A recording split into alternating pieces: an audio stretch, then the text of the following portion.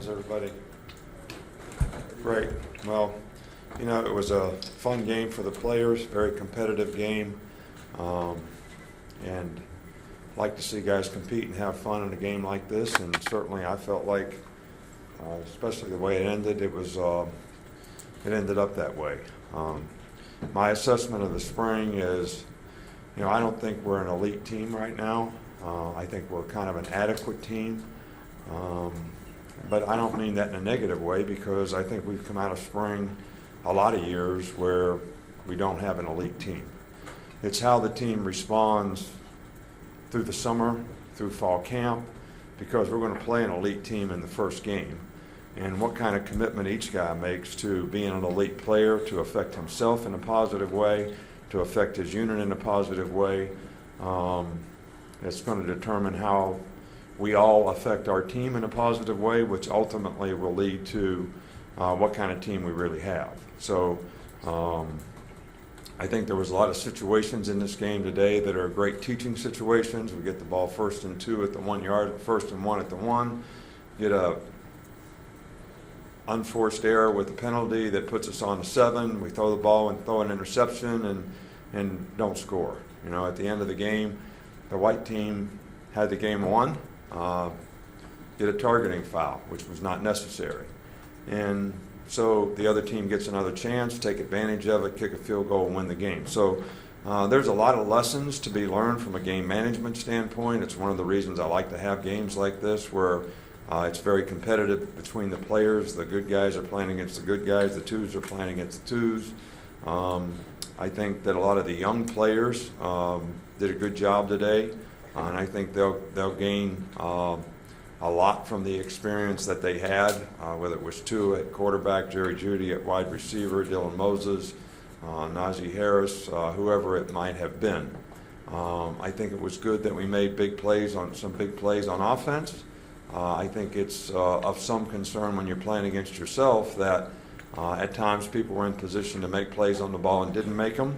And we got to do a better job on defense with the 50-50 ball, or that's going to be an issue with us in the future. So a lot of things to work on, a lot of things to improve on, some things that got exposed today that maybe we didn't see the rest of the spring that will be interesting to see how we can get our players to respond to it. So, but all in all, I think we had a lot of young players make a lot of progress in the spring. I think it's a little more difficult for some of the more experienced guys in spring practice to maintain the mindset and the sense of urgency that you'd like for them to, but we'll see how they respond to that through the fall.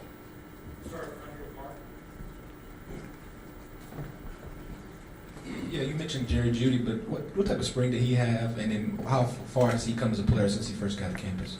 Well, he's improved, well, and, he had a good day today, and we obviously need some young guys to come through for us at receiver. It's not a position where we have a lot of depth. Calvin Ridley is, a special player at the position. Robert Foster had a really good spring, but we need some young players like Jerry Jeudy to continue to grow and develop, and he made significant progress throughout the spring, and I think it culminated in a pretty productive day for him today. So both quarterbacks had over 300 yards passing. I guess what were your thoughts there? And with Tua being his first time out there, what were your evaluations of him? Well, Tua's played, well in all the scrimmages. He had 2 series with the ones where he went 3 and out. So that's not really what we'd like to see. But these statistics are very misleading. First of all, how many times did we run the ball and what were the rushing yards on the rushing plays? And if you want to get the true stats on the passing yards, take away all the sacks from that, because those are all the negative plays that we had because we were passing the ball. All right, so there's a lot more balance than what the statistics show, because we take the sacks off the rushing yards in college football. So there's really no negative plays passing unless you throw an interception. But there was a lot of production. I think all of our quarterbacks are better passers than they were a year ago, first, second, and third team guys. So I think that was encouraging. But it really is not, we'll do the stats when we grade the film, because we'll say, okay, we ran the ball 27 times and we gained 86 yards. So what is that? 3 yards a carry? Not good enough. All right, maybe the other team gained 152 yards rushing in however many 25 carries. That is good enough. And when you take the sacks off of it, you got no way of knowing what your efficiency is when you ran the ball and really what your efficiency is when you threw it. Because we probably had 10 sacks out there today, 12 total. All right, each probably averaging 7 to 10 yards, so now you have 250 yards passing on both teams.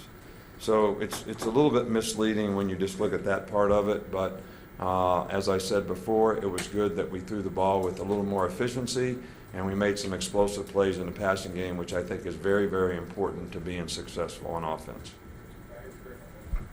Nick, when it's a split squad like you're talking about and then watered down schemes on both sides, besides execution, what are you looking for? Where's your eye going? Well, I think that we're looking for guys that ownership, standard, how does a guy respond when things don't go well? All right, that's the 3 things that I look at when you're out there in a competitive situation. So ownership means that I can go out there and play my position with consistency and effectiveness and do my job and do it at a high standard of effort and toughness and being a relentless competitor. And then how do I respond when things don't go well? I have a bad play. I drop a ball. I get sacked. I miss a tackle on defense. I get beat over the top. I mean, we're going to have a bad day the rest of the day, or we're going to fight back and do the right thing. So those are probably the 3 intangible things that I look at most, because it's not a fair assessment based on what you do on defense and what you do on offense. So it comes down to who can execute well and who can sustain the mindset to be a consistent performer.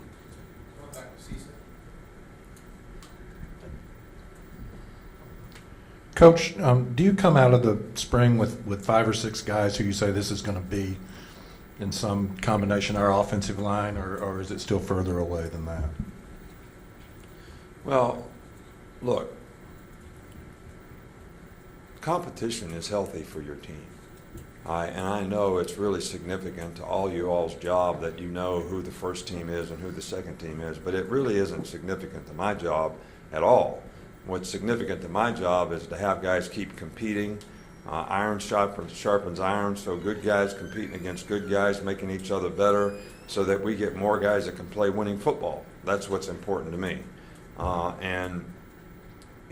Right now, I might say we probably have 4 offensive linemen. I'm not going to say who could play winning football. We probably have another 4 that have the potential to play winning football that may not be where they need to be. We're going to play the best 5 guys that give us the best chance doing the things that I just talked about. Ownership can do their job, has a high standard of how they compete, and can sustain when things don't go their way, and self-correct what they have to do to play the next play. So I can't. I mean, football is a developmental game. So players need the opportunity to develop before we get to the results, which you all just want results. I mean, there is no process. Right? There is no discipline to execute. I mean, there's none of those things. It's just tell me who's going to be there, so I can create an expectation for them and then kill them when they don't live up to it. I get it. I mean, I understand. But so. No. Do we have 5 starters etched in stone? No. Do we have starters etched in stone at every position? No. There's competition at positions, and if somebody's a better player, can give us a better chance to win, we're going to play the guy. And we've always done that. And I think we owe the players on our team to play the best players. You're able to establish some success with the long passing, deep passing early on. What is your assessment of that, and what did you see from that? Well, what I saw is we're playing against each other, so every time we completed one, I was happy for the guy that completed it, and I was saying, why did the defensive guy let him complete it? All right, so I guess to answer your question, I'd have to say, since we were playing against each other, I had mixed emotions. Is that fair? Ask what you saw from Najee, his progression this spring, and is he one of those talents that you kind of have to find a role at some point for him just to get him on the field? Well, look, we've got some good young players. All of them are guys that I think Brian Robinson had a really good spring. I think Najee made a lot of progress this spring. We've got Jacobs, we've got Damian Harris, we've got Bo, who didn't play today. I think B.J. Emmons showed last year, who didn't play today, that he can do some things. So I think all these guys, a lot of competition. I think it'll make them all better. And I think that it's good to have that kind of depth at that position. And there may be a couple of those guys that we try to create some kind of role for so that they can contribute in a way that's going to help the team. You mentioned your mixed emotions towards the deep ball and then versus the secondary. What did you see out of the secondary that brought those other emotions? I'm not an emotional guy to start with, so, but look, there's not one part of our team that I would say that when I watch the film tomorrow, I'm going to be satisfied with the way they play today.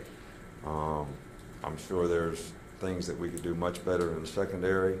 I know there's some specific plays that I noticed, just like you noticed, that we could have played better. Are we going to learn from those things and try to get better? Absolutely.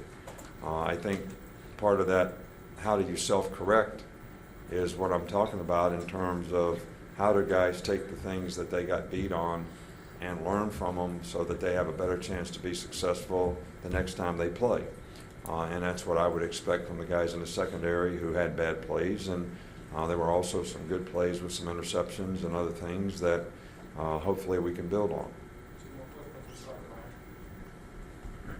How would you evaluate Jalen's performance, especially from the pocket, and his patience overall, and going through the progressions? Well, I think it was better. I think it was much better, and I think that at the end of the scrimmage, when he had an opportunity and had to make plays, whether he scrambled to make a play, which he did at LSU to win the game, he did at Clemson in the Clemson game that gave us a chance to win the game in the end. Those things are still important things, but I thought his ability to stand in the pocket and be a pocket passer and throw the ball on time and accurately was much, much improved. And that was one of the goals in the spring, and it's going to be something we continue to work on. Hey, Coach, you mentioned the elite team you're facing in week one. Does your familiarity with Jimbo and vice versa, does that kind of add to that challenge? Is that kind of overstated a little bit, or is it going to come down to pretty much just execution between you guys?